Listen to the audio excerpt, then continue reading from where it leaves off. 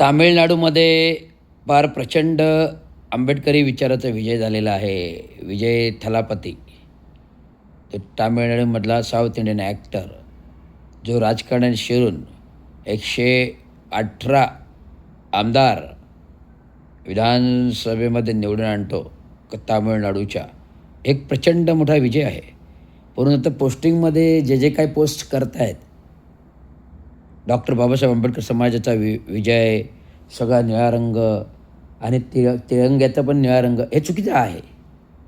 तिरंग्याचे जे रंग आहेत ते 18 पगड जाती धर्मांना घेऊन संविधानिक घटनेनुसार बनवलेले आहेत. भले डॉक्टर बाबासाहेब आंबेडकरांची घडवलेला रिपब्लिकन पार्टी ऑफ इंडिया हे त्यांचं स्वप्न होतं. त्यांनी आपल्याला एक उंचीचा कलर दिला निळा,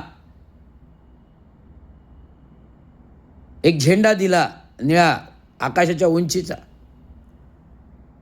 परंतु असा नव्हे की आपल्या देशाचं मान आन शान तिरंग्याचा रंग बदलेल. सॉरी टू से दॅट, तिरंगाचा रंग केसरी, सफेद आणि हिरवाच राहील. तिरंग्याचा रंग हा केसरी, सफेद, हिरवा राहील. आणि निळं हे सम्राट अशोकाचं चक्र हे निळं आहे. केवढं मोठं मान सन्मान संविधानाचा आणि गौतम बुद्धांचा. संपूर्ण देश डॉक्टर बाबासाहेबांमुळे बुद्धमय केला. आणि या संविधानानुसार त्या गौतम बुद्धांना अशोक सम्राटकालीन चिन्ह जे निळ्या रंगाचं आहे ते राष्ट्रध्वजामध्ये बसवलं. राष्ट्रपती भवनामध्ये अशोका हॉलमध्ये जे राष्ट्रपतीचं सिंहासन आहे तिथे सम्राट अशोकाचं चिन्ह आहे. जे नोटांवरती सिंहाचं चिन्ह आहे, सत्यमेव जयते आहे, तिथे मध्ये सम्राट अशोककालीन चिन्ह आहे ना. मग संपूर्ण भारत बुद्धमय केला आहे. मग अजून निळा रंग तिरंग्याचा अपमान होईल असं करू नका.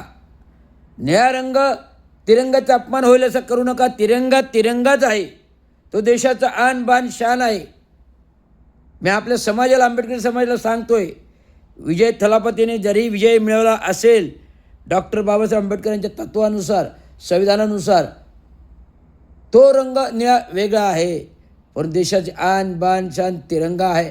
18 पगड जाती धर्माचा रंग केसरी, सफेद, हिरवा आहे आणि निळा चक्र आहे. एवढं सांगायचं. धन्यवाद. जय महाराष्ट्र, जय भारत.